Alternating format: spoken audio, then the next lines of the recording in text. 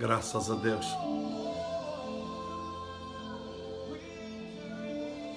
Ao Senhor toda a honra e toda a glória. Bendito é o nome do Senhor,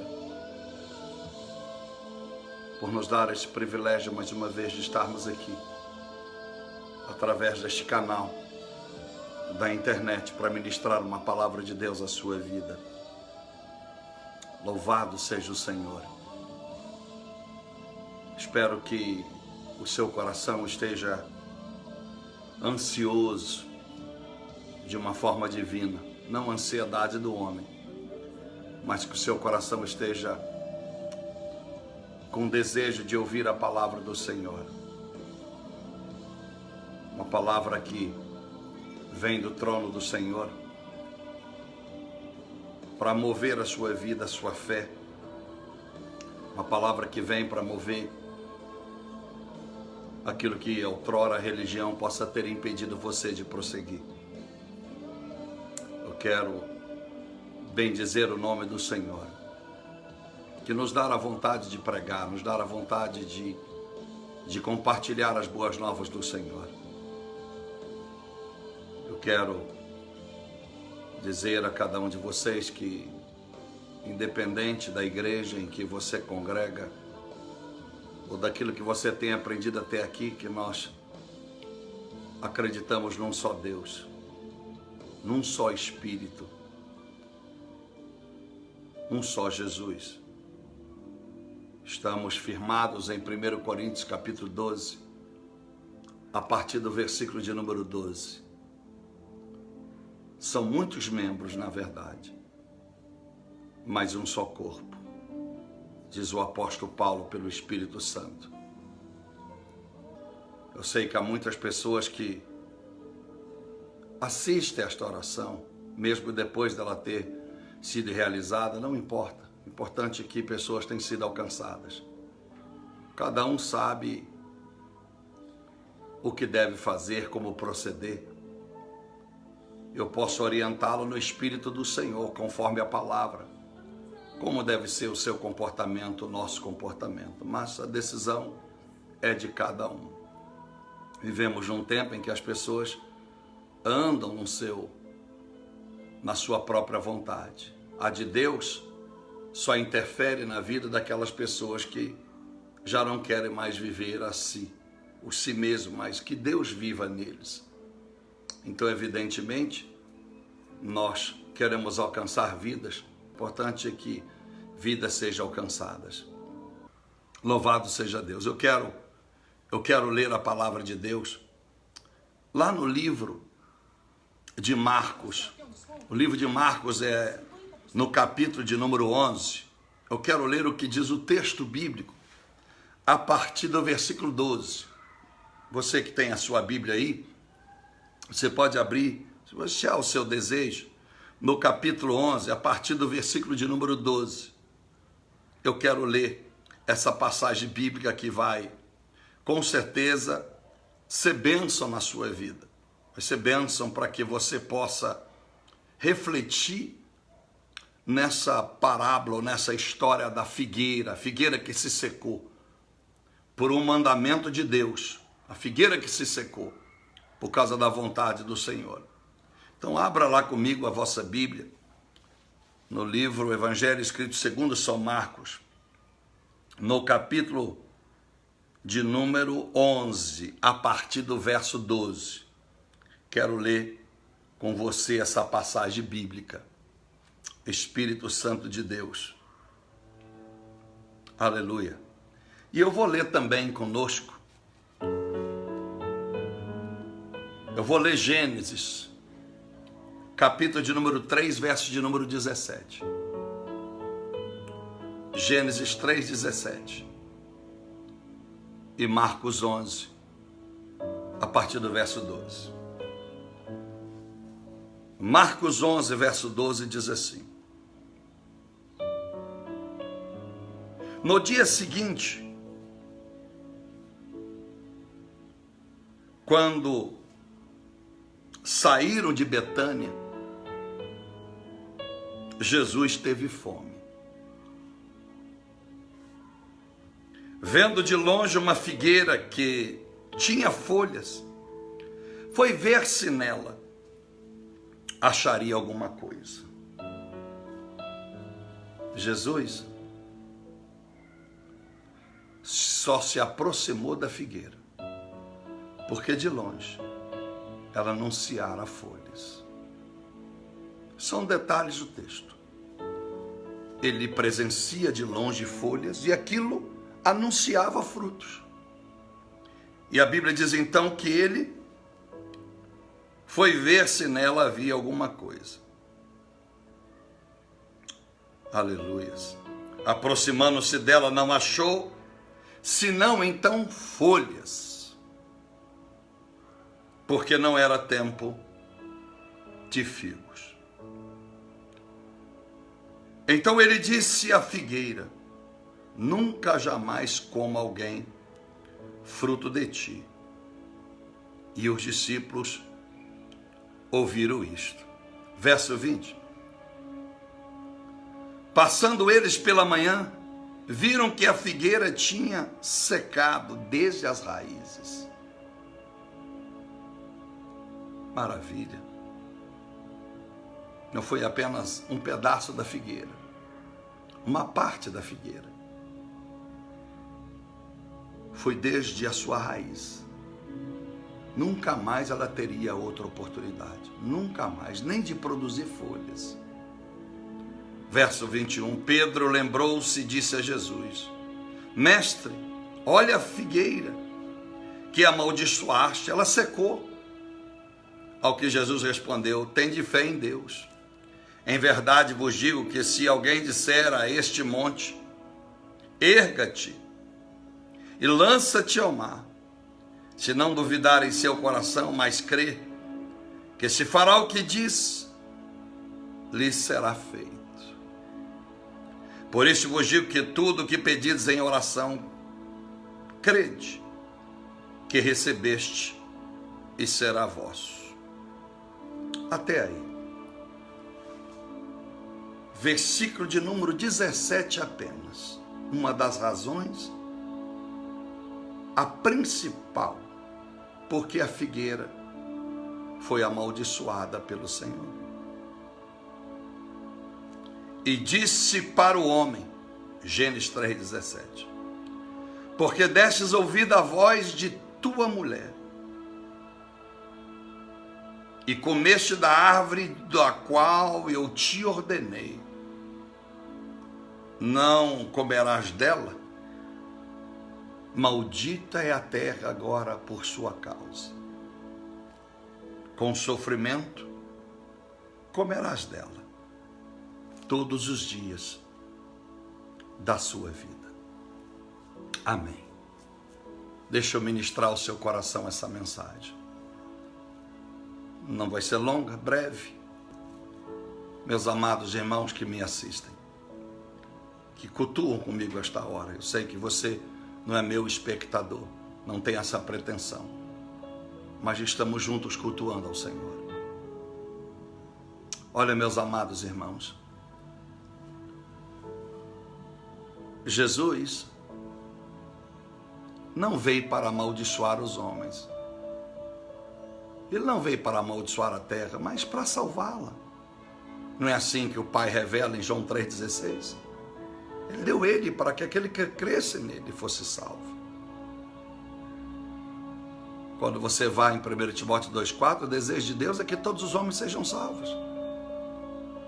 Mas no capítulo 7 de Mateus diz que a porta do mundo é larga, a dos céus é estreita, a da salvação. E muitos até procurarão por ela, mas não encontrarão. Não porque Deus é injusto, é porque vão procurar no tempo errado. Vão procurar quando o tempo já passou, quando a oportunidade já passou. É o que está lá em Jeremias 8, quando Jeremias ele prega dizendo: passou-se a cega, passou a colheita, findou o verão, o tempo da colheita, e não estamos salvos. Quando Jeremias está dizendo isso, houve um tempo havia dado a oportunidade para que as pessoas aproveitassem a cega. Mas Jesus jamais cobrará a cega se ele não tivesse dado a oportunidade de um campo para a semente. Jesus jamais vai cobrar de mim, de você, uma colheita sem que ele dê para mim, para você, a oportunidade de plantar. Jesus jamais vai cobrar de mim uma produtividade se ele não me deu a condição de produzir. Todos nós recebemos a condição de produzir. Em todas as esferas da vida. Nenhum de nós vai poder dizer que um dia não tivemos oportunidade de amar alguém. Todos nós teremos a mesma oportunidade, até porque não foi bom. Deus não fez o homem para que ele vivesse só. Porque aquele pelo qual se torna eunuco pela causa de Deus, ele se torna eunuco com graça. Ele não torna eunuco com tormenta, com angústia. Quando alguém está sozinho, seja eu, seja você, na vida sentimental, e isso nos incomoda, é porque não fomos feitos para estar só. Estamos só por escolhas erradas que fizemos. Às vezes escolhemos até a pessoa certa em algum dia da nossa vida, mas as nossas escolhas do estilo de vida a dois foram erradas, e isso fez com que um relacionamento se quebrasse, se deteriorasse, se desgastasse. Então, Deus nos fez para ser feliz, mesmo diante das adversidades. Feliz na vida profissional. Ninguém vai dizer que porque nunca pôde estudar, também não pôde esperar, ou ter uma esperança de que pudesse prosperar. Se o estudo fosse a razão da prosperidade de alguém, antes de botar Adão no mundo, Jesus tinha feito uma universidade lá no Éden, concorda? Deus tinha criado uma escola, no mínimo que ensinasse sobre agricultura. O agronegócio tinha sido criado lá, você aprender a cuidar dos animais, aprender a cuidar de tudo aquilo, de toda a semente, porque é dela que você vai sobreviver, Adão e Eva. Não. A inteligência veio. Como veio? A percepção, por causa do Espírito Santo na mente de Adão e Eva.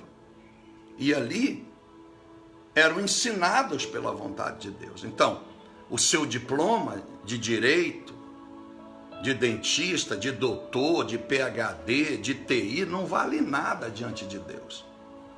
Porque ele não te abençoará porque você tem diploma e não deixará de te abençoar porque você não tem.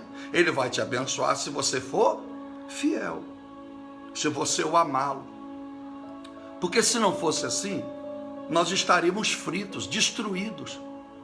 Porque a maioria dos homens do campo, não hoje, mas há 100 anos atrás, botar na geração que vem do meu pai, dos meus avós aí, entre 100 e 150 anos, eles não estudavam, os homens do campo, não era assim, seus avós? Eram analfas, assinavam o nome com fingerprint, com a digital, mas foram eles que plantaram, foram eles que criaram a cultura do agronegócio, sem estudos. Hoje, os fazendeiros, os produtores, são dirigidos pela faculdade, pelas universidades, pelos estudos, os estudiosos, os experts que vão, enfim, nas suas fazendas, nas suas terras, e ali eles têm toda a direção, temos feiras, mega exposições só do agronegócio. Então, mas vamos voltar na palavra. Então Deus é maravilhoso. Deus, em qualquer esfera da sua vida, não te cobrará produção se Ele não te der a oportunidade de um lugar para que você plante, espere pelo tempo do fruto surgir e ele colher. Você colher. Então, meus amados irmãos, presta atenção. Todos nós temos uma mão do Senhor estendida e que acredita que nós podemos sim fazer a diferença, que nós podemos sim ser produtivos em todas as áreas. Podemos ser um belo marido, você que é mulher, uma bela esposa, uma bela mãe, ou que você que é homem, um belo pai, um belo profissional na sua área de trabalho. Deus tem as mãos estendidas sobre todos que Ele gerou. E você foi gerado. Você não foi gerado por uma molécula de uma universidade onde havia um laboratório de ciência, em que algum cientista, criou essa molécula, botou num vidro e disse, olha, isso aqui vai gerar vida. Não. Toda a vida é gerada pelo Senhor. Todos nós fomos gerados pelo Deus, o único Deus. Embora as pessoas não entendam, porque muitos criaram tantos deuses que já não sabem mais qual Deus o criou. Já deram tanta honra para santo de barro, para santo isso, santo aquilo, dogmas de igreja que já não sabem mais a qual religião Deus está. Deus tem uma palavra lá atrás de bênção para o homem. Ele disse, ainda que tu erraste, Adão, ainda que tu errastes, Eva, eu, o Senhor, está dizendo o texto, digo que mesmo que vocês erraram, isso não impede que vocês sejam produtivos, que vocês tenham a minha misericórdia, a minha compaixão e sejam abençoados. Portanto, o que eu quero de vocês agora, Adão, você não vai acordar pela manhã e está tudo aos seus olhos. Agora, com muito sacrifício e labutar, com o suor do teu rosto, você vai produzir. Com sofrimento comerás dela. Com sofrimento comerás da terra. Com sofrimento, você tem que estudar muito para poder alcançar uma nota boa e alcançar êxito naquilo que você quer. No mundo acadêmico, não é assim? As melhores posições, pela avaliação dos homens que têm o poder da caneta, é segundo as notas que você tem. Se você quer ser um ótimo profissional, independente da área, você vai ter que se virar nos 30, você vai ter que se esforçar para você ser melhor do que a média. E você não ser mais um que fora contratado, mas ser alguém que contratado vai ser o chefe de todos os outros que também contratados foram. Você será a cabeça. Deus vai te dar essa graça.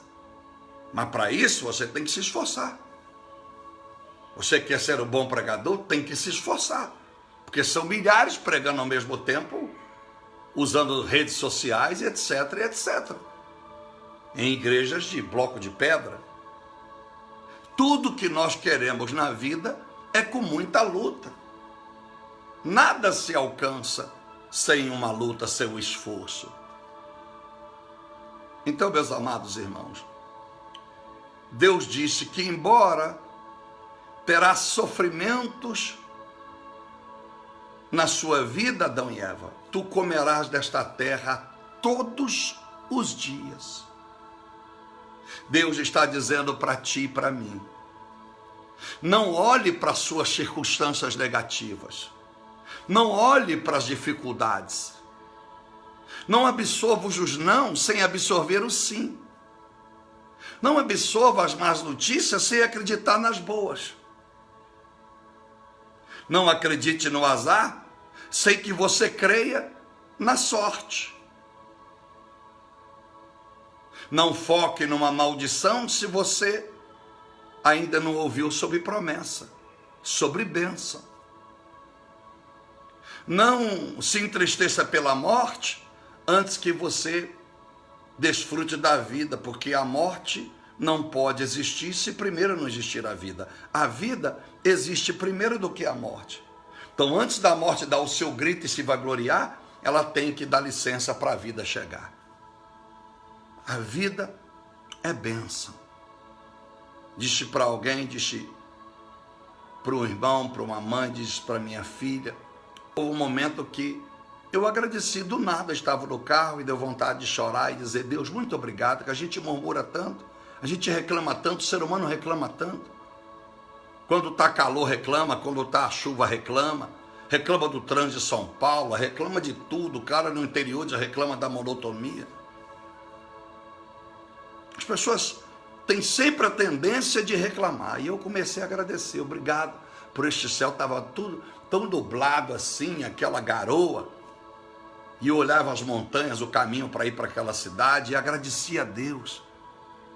A vida é boa, a vida é maravilhosa. O inimigo do Senhor, ele não é seu inimigo, ele é inimigo de Deus.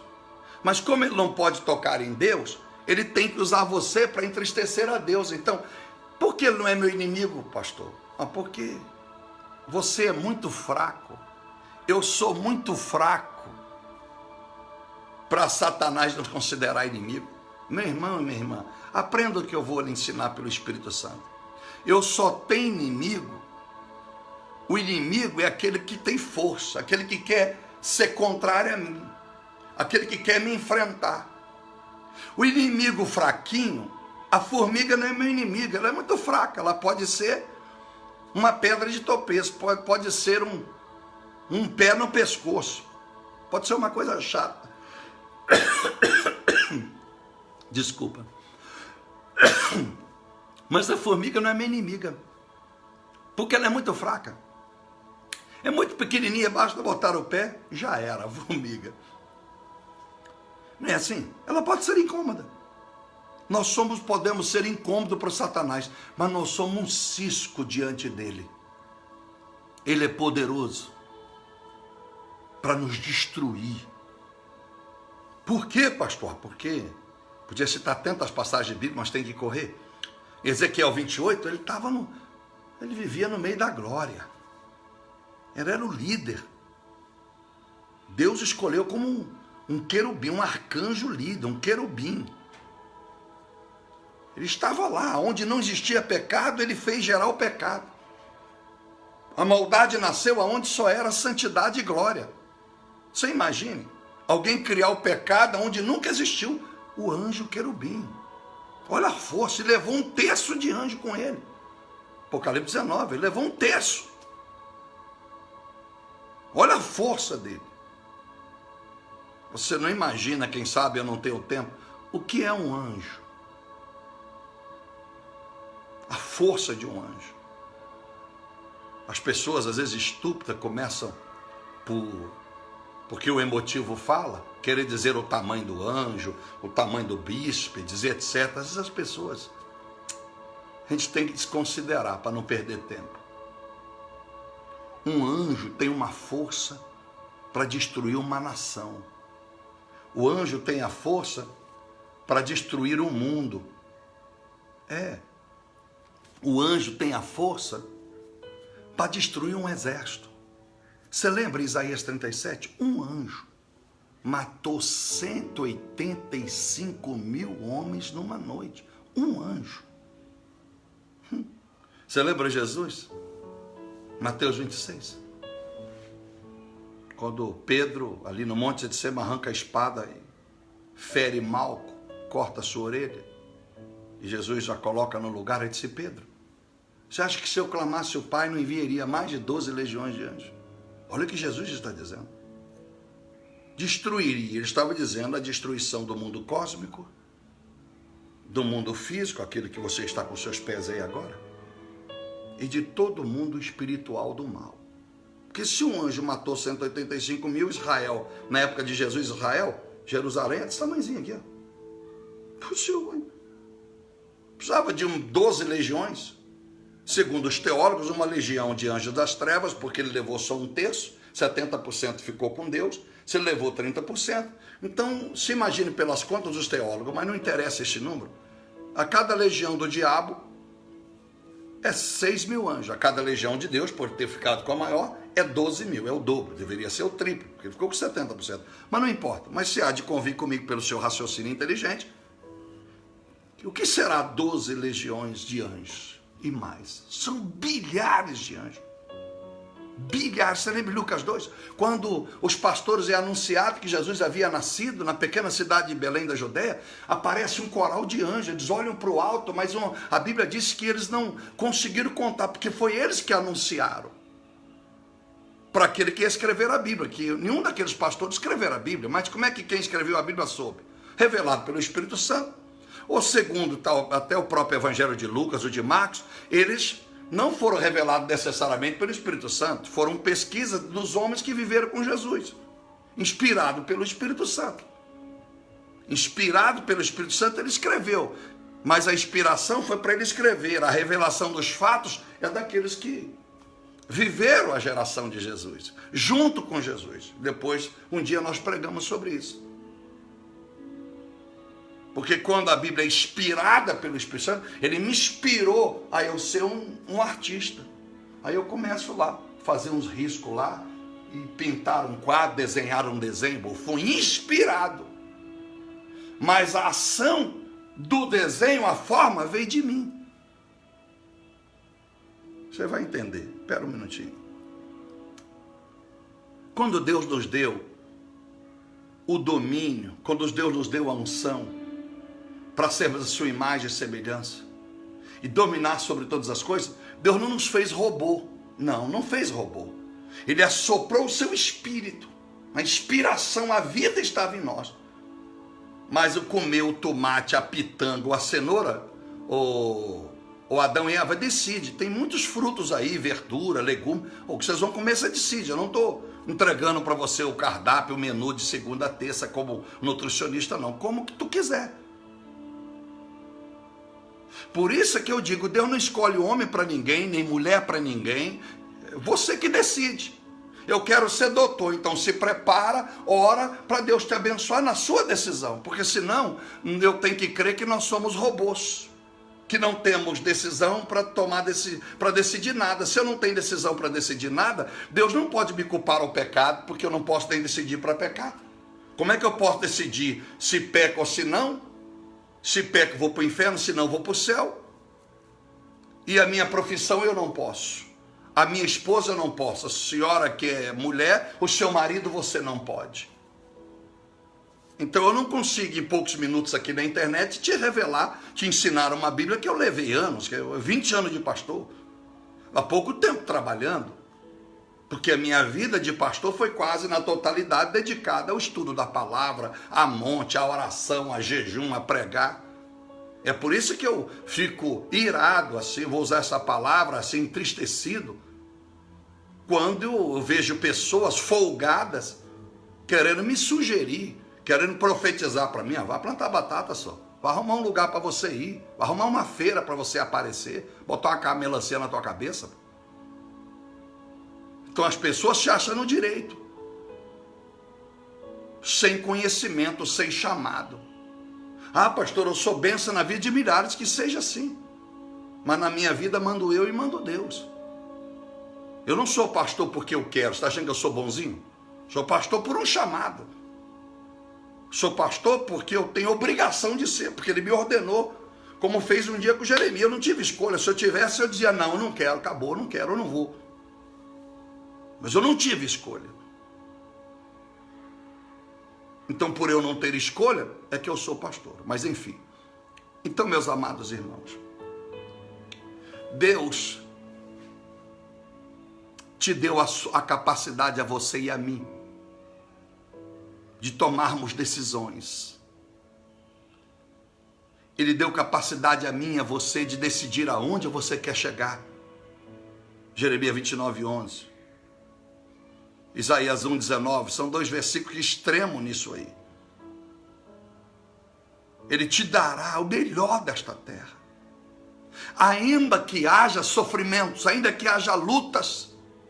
E eu quero voltar para o texto diz, olha Adão, até aqui você acordava, estava tudo aí à tua disposição. Agora, a terra continua produtiva, mas agora você vai ter que trabalhar, pegar a enxada. Vai ter o tempo da poda, o tempo de adubar a terra. Quando vir a chuva, você vai colher, acabou a chuva, vem a seca, vem o tempo em que você terá de plantar e esperar o tempo certo. Agora, não vai ser como quando eu te criei, Adão. Você viu, Adão? Já estava tudo pronto. Agora, a terra continua produtiva, mas, portanto, os seus frutos serão gerados com a sua participação.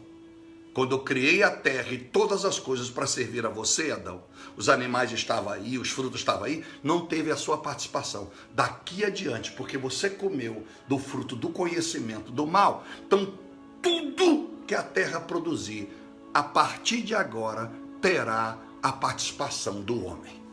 Em outras palavras, quando a minha filha era pequena, ela encontrou tudo, mamadeira, roupinha limpa, banho para tomar, mãozinha para segurar, atravessar a rua. Não é assim? Você que tem filho, olha o exemplo. Tudo estava pronto, mas ela foi crescendo. E quando ela foi crescendo, ela começou a ter sonho. Eu quero estudar. Eu quero essa amiga, eu quero esse amigo, eu quero isso, eu quero aquilo, eu quero estudar para isso. Então ela passou a tomar uma decisão de uma independência de mim, que é uma coisa natural. Então agora eu posso contribuir, mas a sua vida é fruto hoje do seu próprio sacrifício. Assim é uma criança, assim fomos nós. Se eu fosse pequenininho, quem sabe meu pai estaria pregando no meu lugar. Meu pai, minha mãe faria comidinha para mim, porque eu sou pequeno. Mas eu cresci. E agora, ela pode até fazer. Ela pode até me ajudar, até me dar uma receita. Mas tudo que eu vivo de melhor, eu e você, são frutos dos nossos esforços. Então o que Deus está dizendo da figueira é assim, figueira. Já estou terminando. Figueira. Eu te criei e coloquei nesta terra. O texto de Marcos é diferente do de Mateus. O de Mateus disse que simplesmente Deus não encontrou frutos e então amaldiçoou e ela secou. Mas Marcos vai além, dizendo que Jesus avista folhas e aproxima, e quando aproxima-se, ele tem fome e nada encontra naquela figueira. Então ele a seca e diz: nunca mais ninguém coma de você, figueira. Ela se secou. Mas Marcos disse, completa dizendo, quando Jesus olha aquela figueira e não acha fruto, porque não era a estação. É o que eu disse no anúncio do culto. Se você tem quintal com pé de manga, pé de que quer que seja, a manga não dá o ano todo. O abacate não dá o ano todo. Vem as flores, vem o broto, vem o sinal de que vai haver fruto, nasce, ele está verde, você espera amadurecer, não é assim. Depois que acaba aquela estação, você colheu o fruto, seja o que for, a árvore continua, as folhas continuam, mas não tem mais fruto, não é época daquela determinada fruta. Mas Deus estava comparando a figueira à igreja, a mim e a você, ser humanos. Jesus deseja que você seja produtivo 365 dias ao ano para Ele. Como assim, pastor? Jesus está dizendo, não importa se para o mundo você só tem folhas, se para o mundo a sua beleza é o tamanho da sua árvore, vamos colocar assim, é a sombra que tu oferece, é a beleza das suas folhas, é simplesmente a existência de você em algum lugar. Mas para mim, Jesus, para o meu Pai, todo aquele que nós criamos, independe se está vivendo dificuldade, se está vivendo momento de lamúria, se está vivendo alegria, se está vivendo na riqueza ou na pobreza. Papai quer que todo dia haja fruto na sua vida. Papai quer todo dia receber a adoração de você. Papai todo dia quer receber oração. Papai todo dia quer receber um muito obrigado. Papai quer todo dia receber um coração grato. Papai todo dia quer ver em você atitudes, ações de graça. Papai todo dia quer ver você solidária ao que tem necessidade. Papai todo dia quer ver o seu coração com sentimento de misericórdia com aqueles que têm sofrido e não têm tido um apoio. Deus estava falando duas coisas para nós através de Jesus. Não dê dízimo quando você acha que pode, oferta quando você acha que pode. Não ame a pessoa quando você acha que pode. Não sirva a Deus quando você acha que tem tempo. Não dê para Deus aquilo que sobra. Deus quer o teu melhor. Ainda quando não seja a estação, ainda quando as coisas não vão bem e não aparenta estar a favor da sua vida. As suas lágrimas não podem lhe impedir de dar frutos para Deus. Seja fiel, ame a Ele de todo o teu coração, fazendo a vontade dEle, que não tem nada a ver com a história apenas financeira. Não importa se você está desempregado, continue adorando, glorificando, ainda que o desemprego tenha causado falta na sua casa das coisas mais primordiais.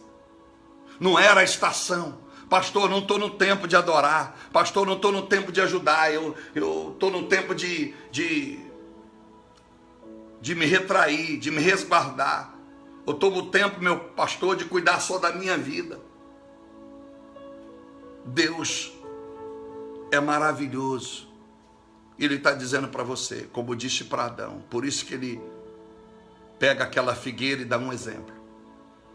Não diga que por causa dos seus sofrimentos, não foi isso que ele diz no verso 17? Não haja o que comer.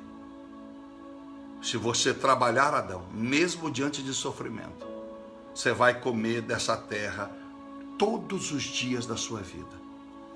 Deixa eu lhe ajudar.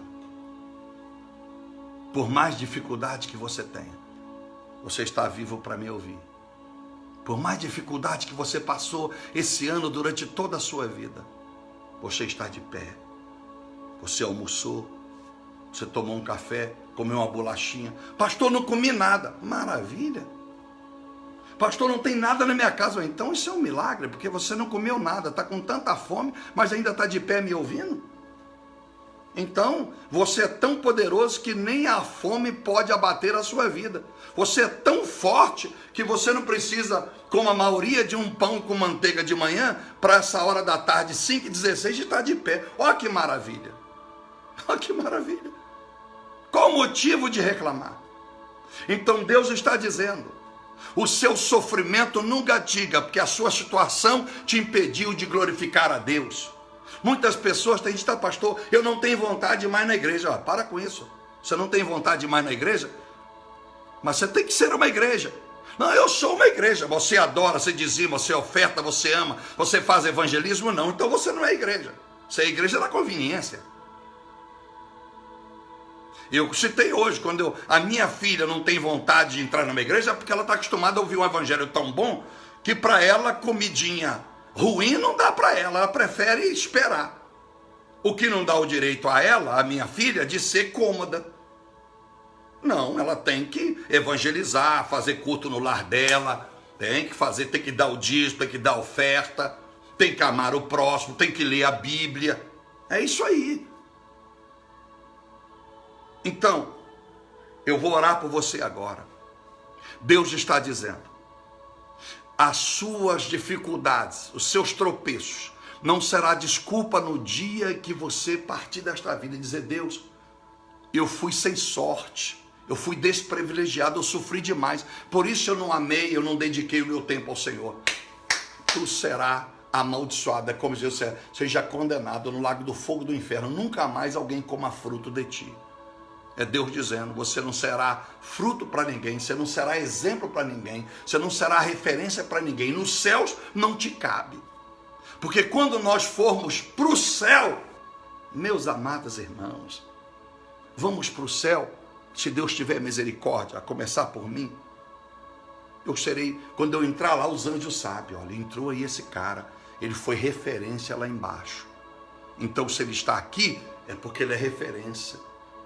Como o Senhor disse, né, anjos? Ele verá o Senhor face a face e será como o Senhor. Então os anjos não vai adorar, mas vai olhar para nós como referência. E vão comer desse fruto. O que é comer desse fruto? Eles vão desfrutar desta comunhão que teremos com o Pai, o Filho e o Espírito Santo na eternidade.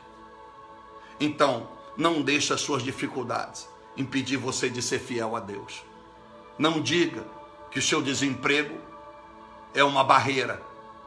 Não diga porque sua mulher te abandonou que você não pode produzir para Deus, ser um adorador, estar feliz com Deus, porque o seu marido te abandonou, os seus filhos te abandonou, enfim, seu casamento ruiu. Deus não tem nada a ver com isso. Mesmo diante do sofrimento, Ele ordenou: todos os dias comerá desta terra. E é por isso que Deus quer que Jesus desfrute da minha vida, independente da estação. Aleluia.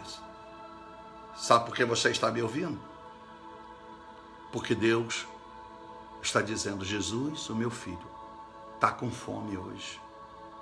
Pastor, como assim?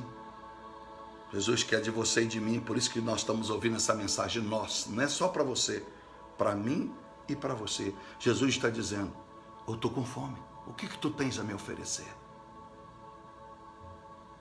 Pastor, eu tenho orado muito. Aleluia. Pastor, eu tenho cantado, adorado. Maravilha. O que mais? O que você tem feito ao próximo? Você está guardando a sua despensa para não faltar? Ou você tem tido coragem de dividir? Você tem honrado os profetas de Deus? Você tem honrado os profetas de Deus? Você imaginou, meu irmão, se eu não tivesse esse telefone? Se eu não pagasse a conta do telefone? Hein? Se eu não tivesse a boa internet? Você acha que você estaria me ouvindo? Se é que tem algum valor? Isso custou. É justo que você desfrute daquilo que só eu planto? É justo que você desfrute daquilo que só eu labuto? Não. Se você é um instrumento de Deus e tem sido usado, e a obra que Deus tem em você depende de finanças, conte comigo, tá? Mostre as suas obras. Mostre. E vamos compartilhar. Mas está chegando o tempo. Eu exclusivamente, não sei você, mas está chegando o meu tempo, o Natal das crianças. E o que você vai fazer? Vai dizer que você não pôde contribuir porque não era a estação? Não vai contribuir porque você passou o ano todo desempregado? Venda uma coxinha. Venda um chup-chup geladinho. Deixa eu te ajudar.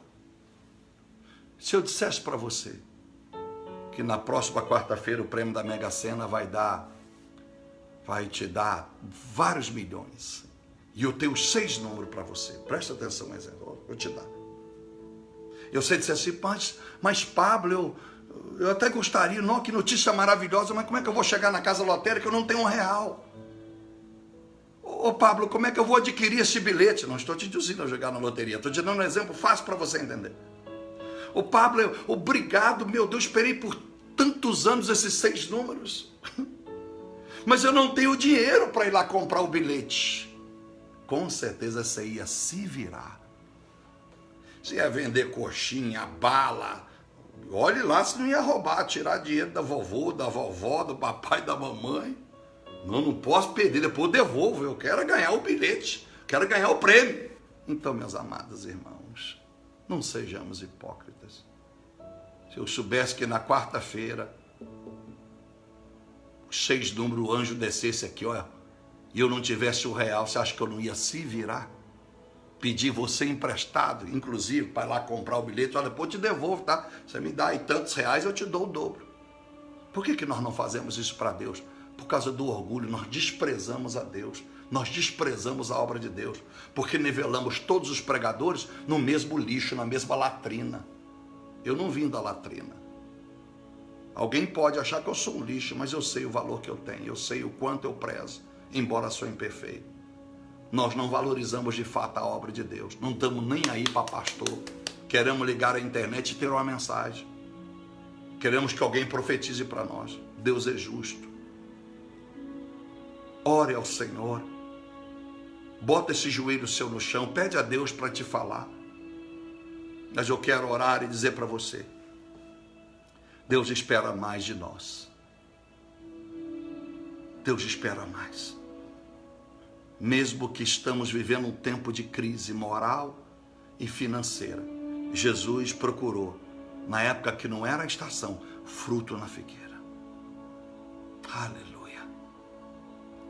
Você está cheio de folhas e eu também. Sabe o que chama as folhas?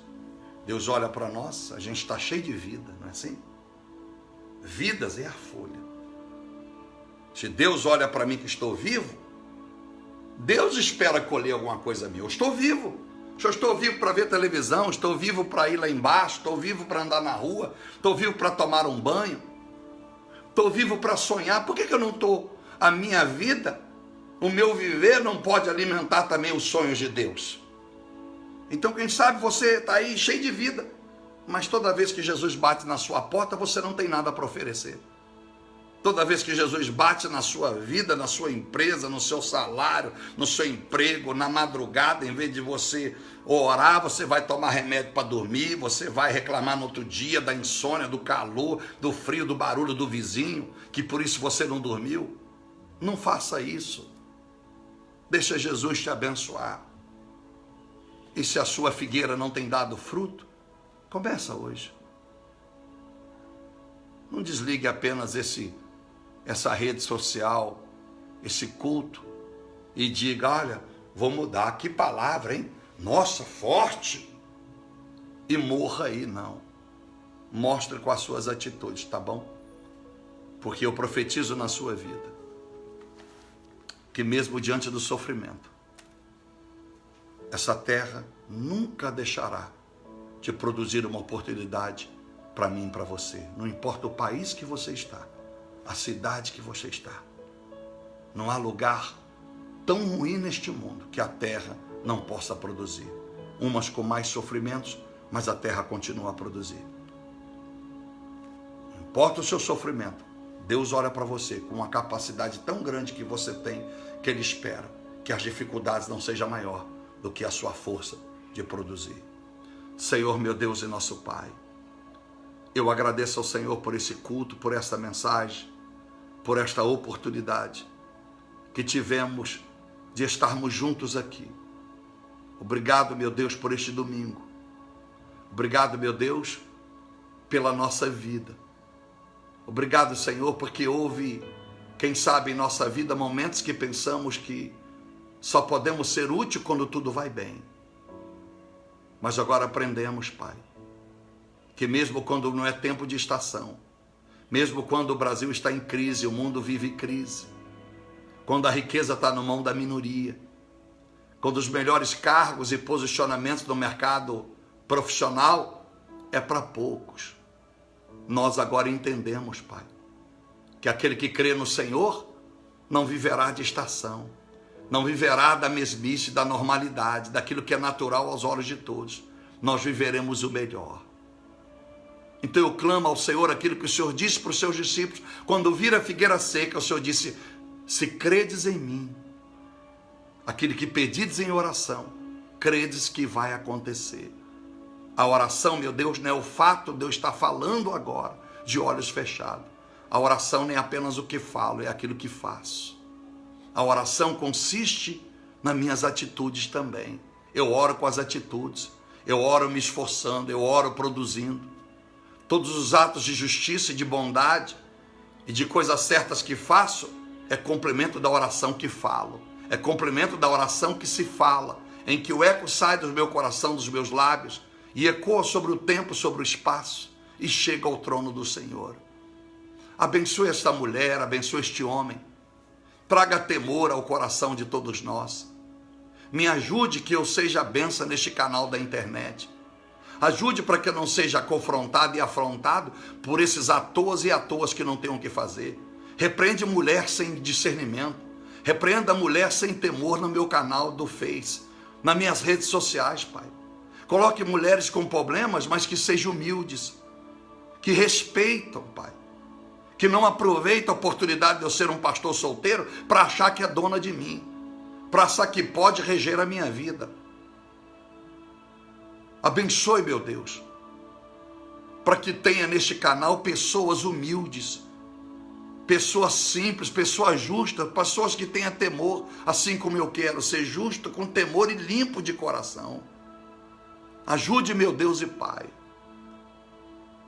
que esta mensagem venha frutificar na vida deste povo, que as folhas não só anunciem vidas como na figueira, mas mostre que estão sobre elas amparadas o fruto. Porque a folha esconde o fruto, Pai. A folha é como uma marquise, é como uma sombra para proteger o fruto do sol direto. Que a nossa vida seja como uma folha, seja uma vida que guarda o Senhor no coração, que proteja o Senhor dentro de nós, não deixando que nada do mundo, as adversidades, as setas malignas, venham influenciar e destruir o Senhor dentro de nós. Cause em nós um sentimento espiritual sincero. Tira de nós a barganha de igreja. Tire de nós a hipocrisia dos dogmas, dos paradigmas da igreja. Que o sistema não influencie a nós. Que nós sejamos ligados no trono. Pai Todo-Poderoso, que esta semana seja uma semana de produção, seja uma semana de produtividade. Queremos produzir quem pode na vida sentimental, amar de verdade a quem escolheu para amar, no amor ágape, no amor eros e fileus, no amor entre homem e mulher. Que sejamos produtivos no amor cristão, amor que não é mais de mulher e homem, é para com todos. Que sejamos produtivos e venhamos dar o fruto do amor. Sejamos produtivos na vida profissional. Que cada um se esforce para merecer o salário que ganha, para merecer o salário que reivindica, para merecer um bom carro, para merecer uma boa moradia, para merecer o conforto, para merecer as benéficas dessa vida, para merecer as férias que almeja para o final do ano, para merecer um final de ano com uma mesa farta. Nos faça produtivo esta semana, Pai. Nos dê esforço. Tira a palavra de murmuração, de reclamação, de não posso, não sei, não consigo. Repreenda essa desgraça da vida da igreja. E coloca sobre todos nós a força, Pai. Porque Adão nunca havia pegado numa enxada, numa foice. Adão nunca havia plantado nada. Porque até ali tudo estava à sua disposição. Mas a partir do verso 17, o Senhor disse: agora tu vai colher do fruto do sofrimento do teu trabalho, o suor. Ele nunca havia trabalhado, mas aquilo não impediu que Adão deixasse de acreditar que a partir daquele dia, embora ele não tivesse experiência no agronegócio, ele seria produtivo e alimentaria ele, a esposa, os seus filhos, as suas noras, os seus netos, e através dele geraria hoje, meu Deus, um mundo cheio de vidas que sabe como plantar um tomate e dar, como plantar o alface e colher, como criar uma galinha, um animal e viver da sua carne. Meu Deus e meu Pai, se fechamos a semana improdutivos, reclamávamos porque não tínhamos capacidade, a partir de hoje que nós nos esforcemos para buscar através do Espírito Santo sabedoria, lendo um livro, pesquisando na internet a nossa profissão, a nossa vocação, que nós nos esforcemos naquilo que o Senhor nos confiou e aquilo que nós decidimos através de alguém a ser co-participantes dessa empresa, deste trabalho. Meu Deus, em nome de Jesus, levanta um povo fiel, um povo que ama semear. Levanta no Ministério Tabernáculo da Trindade, a qual sou fundador, por misericórdia do Senhor, mantenedores que nos oferta, que nós tenhamos o recurso para as crianças de Teófilo Otoni, as 450 crianças da Dona Chica, que nós temos recursos para ir à África, para ir à Índia, para ir à China, porque a obra não é minha. Ajuda, meu Deus. Ajuda, porque enquanto eu me encontrar pessoas que me ajudam, eu tenho que ser humilde e baixar o meu nariz, para nunca dizer que eu fiz a obra, para não dizer que eu ganhei o recurso. Levanta pessoas, Pai, que me ajude a ser humilde, que me ajude a ser dependente do Senhor.